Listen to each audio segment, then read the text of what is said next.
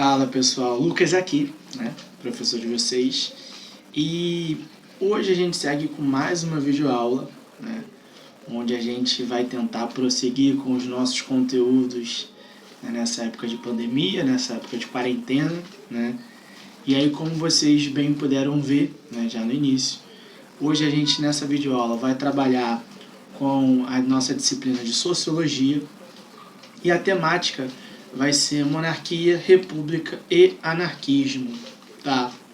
E aí, né, antes da gente começar efetivamente, vocês vão ver que de vez em quando eu vou olhar aqui para baixo, eu estou pegando esse papel aqui, tá? Que é esse papel que eu estou seguindo o roteiro, né, para lembrar todas as coisas que eu tenho para falar com vocês, tá bom, gente? Então é minha colinha também, né, das coisas que eu preciso falar, que eu acho extremamente importante de abordar com vocês nessa aula de hoje, tá bom? Mas vamos lá, gente, vamos prosseguir. Na nossa última aula, né, a gente fez uma aula interdisciplinar, né, com a disciplina de filosofia, onde lá nós estamos trabalhando com a questão da filosofia política, né? Então nós juntamos, nós resolvemos unir, e aí nós abordamos nessa última aula as questões relacionadas à democracia e ao autoritarismo, tá? E aí hoje, né, a gente começa a separar de novo, né? Pode ser que mais para frente, numa próxima aula, a gente volte a juntar os conteúdos, né?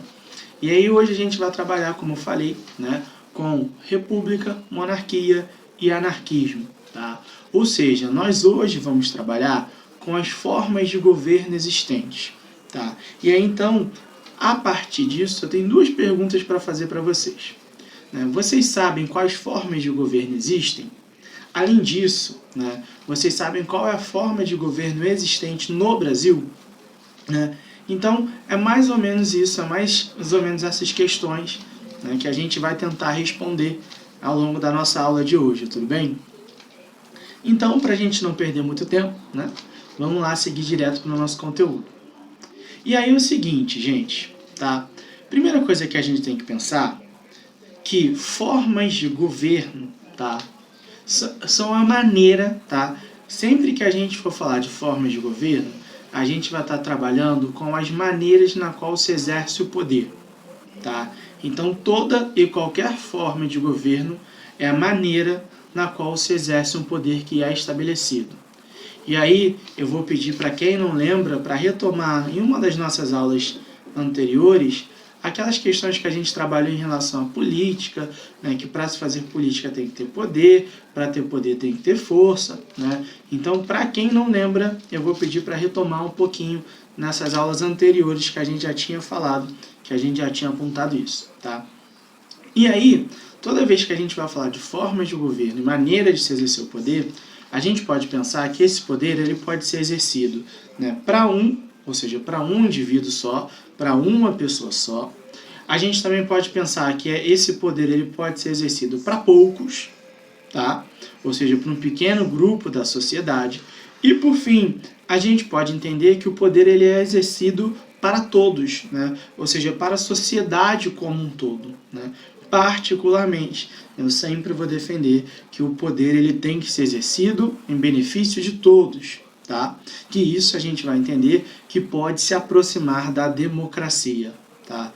Por que pode? Porque existem características, existem exemplos no qual se implementa uma forma de governo, né? Uma maneira de exercer o poder que fala que é para todos, mas que ela não é democrática. É que é a ideia do autoritarismo, que a gente já apontou, que a gente já trabalhou, tudo bem? E aí, toda vez que a gente vai falar das formas de governo existentes, a gente aponta que existem duas principais formas de governo. A primeira é a república e a segunda é a monarquia, tá? A república, como vocês já ouviram em algum momento, e eu inclusive já falei isso em sala de aula para vocês, a gente associa a monarquia como uma forma de a república, perdão, a gente associa a república como uma forma de governo, tá, que preza pelo bem público, pela justiça, pelo que é justo efetivamente, tá? Já a monarquia, né, de vez em quando muitas pessoas associam como o inverso, ou seja, como o contrário de um regime republicano, tá? Na realidade, essa ideia ela é errada, Por que eu digo que essa ideia é errada, gente? Por uma simples questão, por um simples fator. Se república significa prezar pelo bem público, pelo que é justo, o contrário de república não pode ser a monarquia. O contrário de república é um governo, é uma forma de governo injusto, tá? Então, primeira coisa que a gente tem que fazer, república não é o contrário de monarquia, monarquia não é o contrário de república. Tudo bem até aqui? Tá? Então, são essas duas formas de governo principais que a gente vai ver. Além dessas duas, a gente vai trabalhar também com a questão do anarquismo, ou a questão da anarquia, tá? Que para muitas pessoas elas vão considerar que não é uma forma de governo. Porque se a gente pegar a palavra anarquia, a gente vai ver que anarquia significa ausência de poder, tá? Porém, a gente tem que entender que a anarquia é uma forma de governo, sim, com suas próprias características, diferentes das características tradicionais na qual a gente conhece, tudo bem? E aí, para a gente começar a destrinchar, para a gente começar a falar um pouquinho mais de cada uma, tá? A gente vai iniciar pela monarquia, tudo bem? Então, né, se quiser, dá uma pausinha agora, tá? E aí, uns 5 minutinhos, e a gente começa a falar, né, sobre a monarquia. Valeu, gente?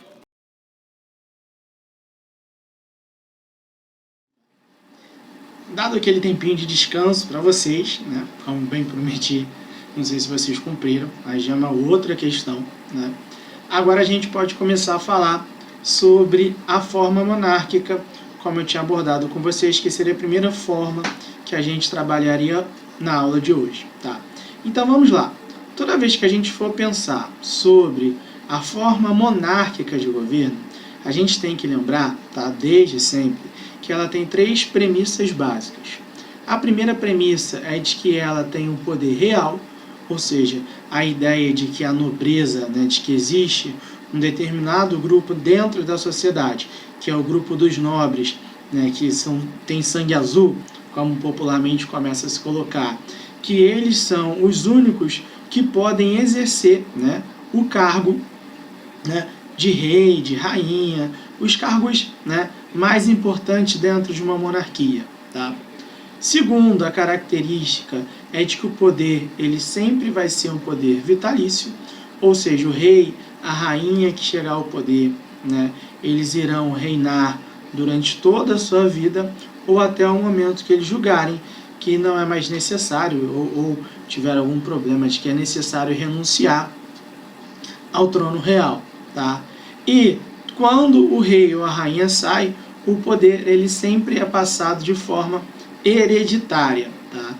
Então ele sempre vai ser passado de pai para filho, tá? Sempre para o filho mais velho, tudo bem, gente? Então essas são 3 premissas básicas do modelo da forma de governo monarquista, tá? Da forma de governo monárquica. E aí, quando a gente vai falar de monarquia, a gente pode dividir a monarquia em monarquia absolutista e a gente pode dividir a monarquia em monarquia constitucional. A primeira que eu vou começar a abordar, a primeira que eu vou começar a falar aqui, é a monarquia absolutista, tá? Ela surgiu lá por volta do século XVI na Europa, quando a gente estava observando, né, na área de história, o mundo sair da Idade Média e começar a entrar na Idade Moderna, tá? Então, existem algumas diferenças dentro desses 2 períodos. A Idade Média, só para a gente ter uma noçãozinha rápida aqui, ela tem como principal característica a total descentralização territorial e, consequentemente, a descentralização do poder. Então, durante a Idade Média, a gente vai notar que não existia, tá, a figura de um governante que centralizava o poder. O poder ele era fragmentado em cada um dos territórios. Então, cada feudo, que é o nome que a gente dava a cada território, a gente falava que existia um senhor feudal e existiam leis, regras, né, um próprio exército, o próprio sistema de imposto. Então, o poder era totalmente descentralizado. Quando a gente vai entrar lá por volta do século XVI e entra na crise da Idade Média, uma das principais características, uma das principais consequências desse processo de crise da Idade Média é a centralização do poder nas mãos do monarca, nas mãos do rei, né? E aí surgia como necessidade, naquele período ali, você tentar legitimar, você tentar dar razões para você sair daquela descentralização do poder e você entrar numa centralização do poder absoluta, né? É nesse contexto que a gente vai ver que vai surgir, né, a figura que a gente já trabalhou em sala em algum momento, a figura do Nicolau Maquiavel, que ele escreveu O Príncipe, né, que era uma espécie de guia, né? Então, assim, começa a ocorrer uma centralização do poder. Então, o que a gente vai observar? Que em monarquias absolutistas, que vão ser uma forma de governo característica da Idade Moderna, a gente sempre vai notar que a figura do monarca, a figura do rei, a figura do governante, ele tem um poder quase que total, ele tem um poder soberano, tá? E aí, geralmente, se legitimou ao longo da história esse poder soberano do rei através da figura de Deus, né? Então, durante muito tempo, se colocava a ideia de que o rei é rei porque Deus quis, tá? A maior figura da monarquia absolutista na história vai ser o rei Luís XIV, que é considerado o rei Sol, tá? Por que ele é considerado o rei Sol? Ele vai apontar em uma das suas discussões, em um dos seus, né, movimentos, né, políticos, ele vai apontar, ele vai falar a determinada frase que o Estado sou eu, né? Ou seja, o que ele estava querendo colocar, e isso, essa frase, ela serve para a gente resumir, né, a característica, né, como funciona de fato a monarquia absolutista, no qual o rei ele tem uma concentração do poder total em suas mãos, tá? Então todas as medidas, qualquer coisa que vai ser adotada, que se implementa, geralmente isso vai ocorrer através da figura desse monarca absolutista. No entanto, o que a gente vai observar? Lá por volta do século XVII, né, a Inglaterra passou por um processo que a gente chama de revoluções inglesas, tá? Dentro dessas revoluções inglesas, a gente vai notar que houve um processo de limitação do poder do rei dentro da Inglaterra. Ou seja, a Inglaterra iniciou o que a gente pode apontar, o que a gente pode abordar como um início, né, como o início do período de monarquias constitucionais, tá? O que seriam monarquias constitucionais? A gente vai apontar. Porém, a ideia de monarquia constitucional ficou cada vez mais clara apenas lá por volta do fim do século XVIII, quando na França vai ocorrer a Revolução Francesa de 1789 e que vai durar até 1799, tá? E aí, a partir das revoluções inglesas que a gente pode apontar, a gente vai definir a ideia de que surge uma monarquia constitucional, tá? Essa monarquia constitucional tem como principal característica que a gente tem que começar a pensar a ideia de que, tá, o rei ele não tem um poder ilimitado.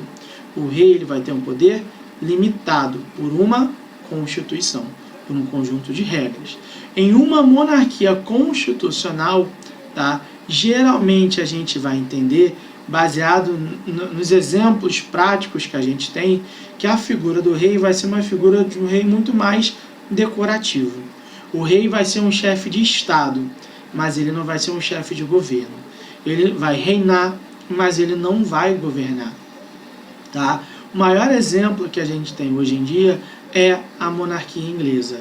Ou seja, na Inglaterra existe, no momento atual, a Rainha Elizabeth II, tá? Porém, ela não governa, ela apenas reina. Quem governa na Inglaterra é o parlamento, porque a Inglaterra é uma monarquia parlamentarista, tá? Então, geralmente, o que a gente vai observar? Em monarquias constitucionais, quem vai governar é o parlamento, tá? Não é o rei, tá? Então, a gente vai começar a observar justamente essas características, só para a gente trazer um pouquinho para a nossa realidade. O Brasil ele também já vivenciou seu período de monarquia. Na época, a monarquia que a gente vivenciava aqui era uma monarquia parlamentarista também, tá? No entanto, a gente vai observar que o parlamentarismo brasileiro, né, que vai ocorrer na época de sua monarquia, vai ser um parlamentarismo às avessas. Por quê? Quando a gente vai lá e fala em história do Brasil, a gente fala que no Brasil tinha 3 poderes: executivo, legislativo e judiciário. No entanto, se criou, a partir da Constituição de 1824, um quarto poder, que era o poder moderador, onde o imperador ele podia interferir nos outros 3 poderes. Tá? Então a gente vai observar que dentro das ideias de monarquia, né, a gente tem os exemplos de monarquia absolutista e de monarquia, né, constitucional, beleza? Na monarquia absolutista, a gente vai observar que o poder está concentrado, extremamente concentrado nas mãos do monarca, nas mãos do rei, e na monarquia constitucional, a gente vai ver que esse poder do rei está extremamente limitado. Tudo bem, gente? Então, aqui a gente encerra a nossa parte de forma monárquica, e aí eu vou dar mais um tempinho para vocês descansarem, tá? Para vocês pensarem no que a gente falou aqui, e aí a gente começa a falar sobre a forma de governo republicana.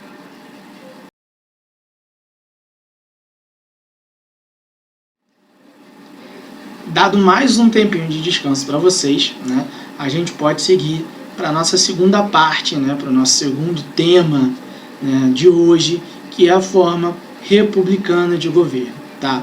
Toda vez, gente, que a gente vai falar de forma republicana de governo, tá, a primeira coisa que a gente tem que pensar é que república vem do latim e significa coisa pública. Tá?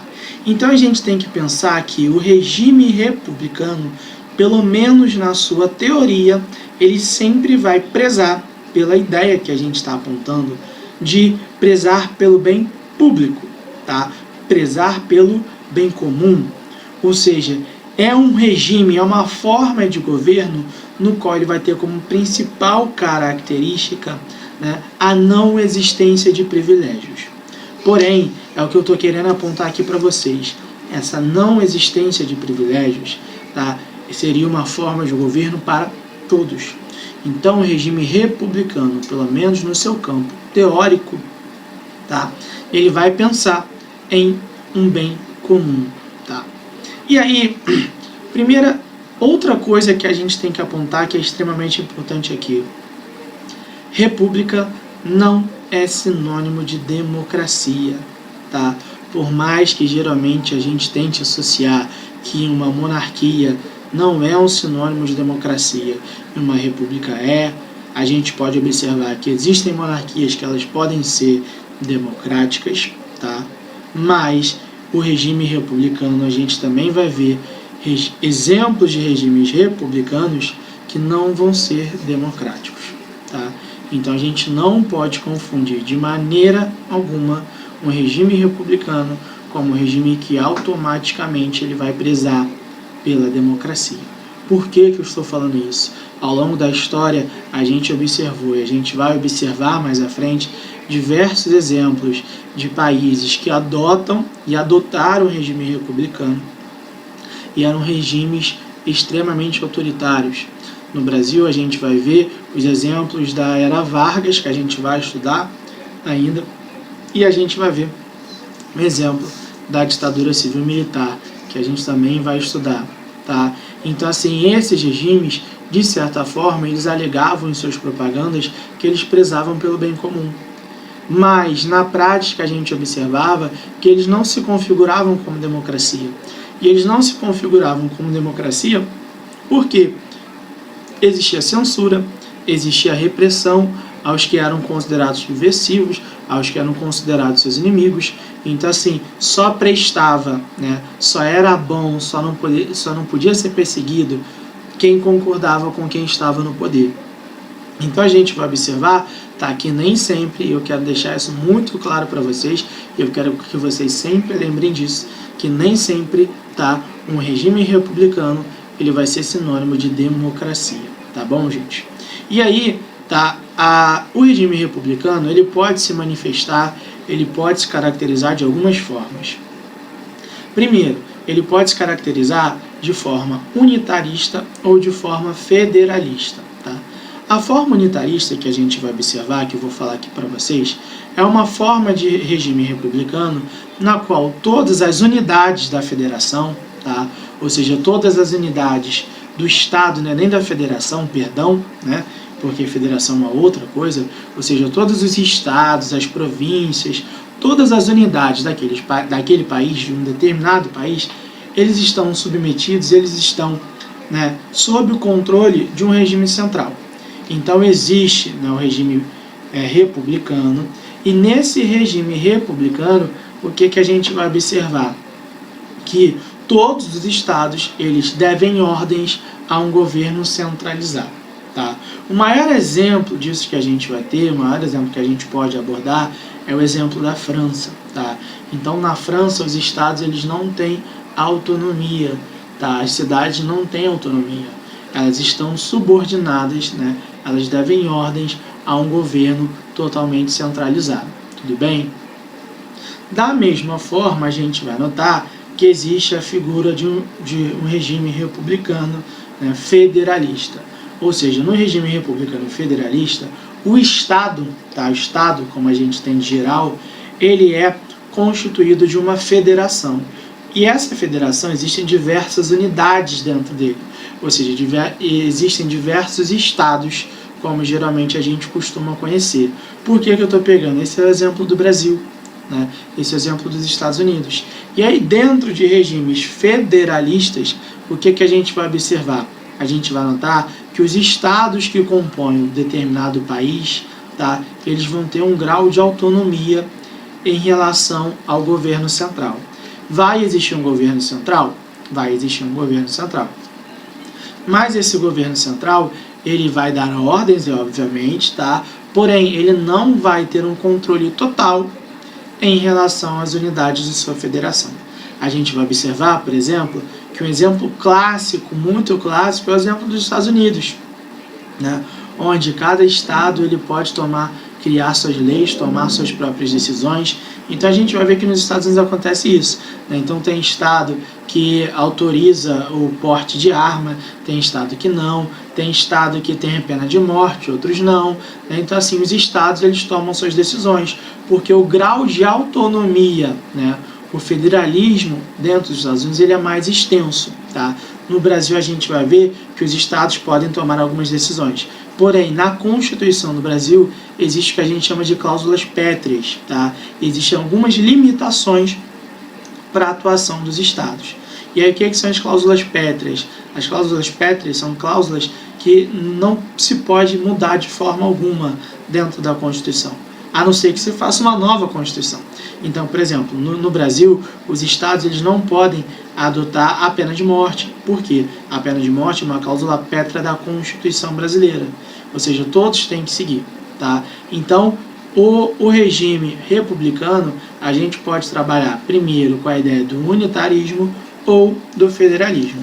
Também, dentro do regime republicano, a gente vai apontar, a gente vai abordar que ele pode se caracterizar por ser um regime parlamentarista ou ele pode ser um regime presidencialista. Tá? Primeiro, a gente vai apontar aqui, a gente vai falar aqui sobre o regime parlamentarista. Tá? Por quê? Dentro do regime parlamentarista, quem vai controlar, quem vai comandar efetivamente a política republicana vai ser a figura de um primeiro-ministro. Tá? E aí, no regime parlamentarista, a gente vai observar que a legitimação do poder ela vai dar de forma indireta. Tá? Então, o povo não vai escolher o seu primeiro-ministro. É isso que eu estou querendo dizer aqui para vocês. Por quê? Tá? Dentro de um regime parlamentarista, o povo ele vai votar, né, para o setor legislativo, né, para a área legislativa, ou seja, vai votar em deputados, senadores, o que quer que seja. E dentro dos senadores e dos deputados eleitos, vai ocorrer uma votação na qual eles vão escolher entre eles quem vai ser o primeiro-ministro. Tá? Então, dentro de um regime parlamentarista, o executivo ele está diretamente atrelado ao legislativo. Então, quem comanda o executivo é o legislativo, tá? Um representante escolhido dentro do legislativo.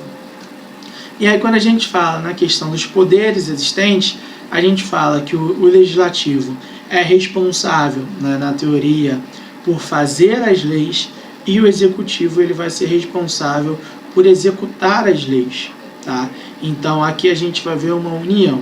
No entanto, é um ponto que é extremamente importante a gente colocar aqui. Tá? O primeiro-ministro, né, ele não é chefe de Estado, tá? Ele é chefe de governo, então ele é responsável por governar. Então, geralmente, em países, tá, que existe a república parlamentarista, o povo também vai escolher, o povo também vai votar para um presidente.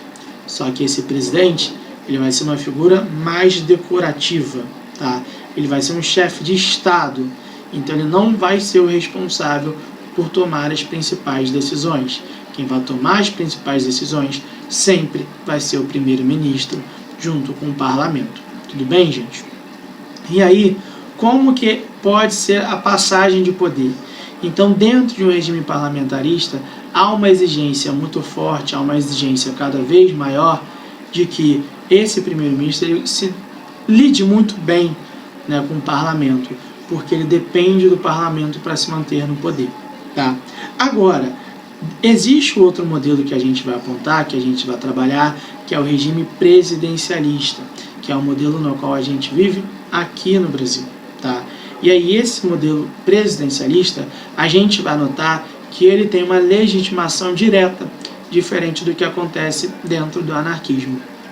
Tá? Ou seja, o povo ele vai e escolhe o seu representante diretamente. Então ele escolhe representante para o legislativo e ele escolhe representante para o executivo estadual, federal e assim sucessivamente. Tá? Então ali, né, a gente vai observar que geralmente se coloca de que o poder do presidente, né, dentro do regime presidencialista, ele não depende muito do parlamento. Na minha concepção, eu entendo pelo contrário. O regime presidencialista ele também depende muito do legislativo. E no Brasil, o caso brasileiro tem se mostrado cada vez mais isso para a gente, que existe uma dependência muito forte entre os setores, né, que eles têm que dialogar, que é extremamente necessário um bom diálogo entre as partes. No caso, tá, de um regime presidencialista, a gente vai observar que o modelo utilizado para uma retirada antecipada, né, de um presidente, caso venha a acontecer, não é igual ao modelo do parlamentarismo, como a gente apontou aqui, no qual isso faz parte, né, do que a gente coloca dos parlamentares decidirem isso ou não. No caso aqui, a gente também vai observar isso, vai haver uma dependência dos parlamentares. Porém, o que a gente coloca, que é um remédio amargo, que geralmente a gente aponta, é o processo de impeachment, ou seja, o processo de retirada, né, do seu governante, que vai depender do parlamento também, mas isso tem muito a ver com a vontade popular. Tá? E aí o Brasil ele já vivenciou 2 impeachments. O primeiro foi com Collor, no ano de 1992, e o segundo foi no ano de 2016, lá com a Dilma Rousseff. Tá?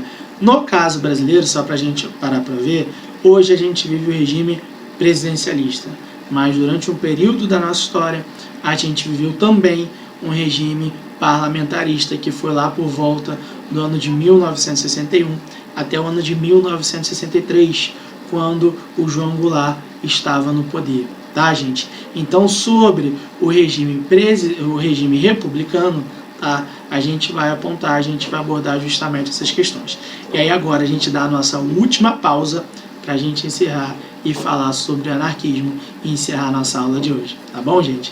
Então, marca um 10zinho aí, que a gente já volta, tá? Façam a pausa de vocês.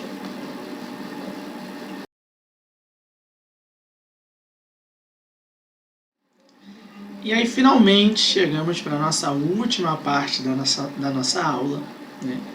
E aí a gente vai falar agora, tá? Vou tentar ser o mais breve possível, tá bom, gente? A gente vai falar agora sobre a ideia da anarquia, tá? Por quê? Toda vez que a gente vai apontar, toda vez que a gente vai falar sobre a anarquia, a gente tem que pensar que a forma de governo anárquica é uma forma de governo destituída de poder superior. Tá? Então a gente está colocando que a anarquia é a ausência de poder. E aí a anarquia entende que qualquer coisa que hierarquize o homem, tá? A gente pode apontar isso, qualquer coisa que hierarquize o homem, seja do ponto de vista político, seja do ponto de vista ideológico, seja do ponto de vista religioso, seja do ponto de vista econômico, seja do ponto de vista social, é algo que tem que ser exterminado.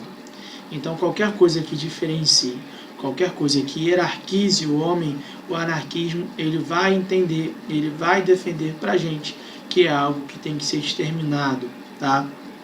E aí, o que a gente vai entender dessa questão? Que o anarquismo, então, é uma forma de governo que ela defende a luta contra a opressão, tá? Por que ele está querendo colocar isso? Eu vou pegar um exemplo aqui para vocês, tá?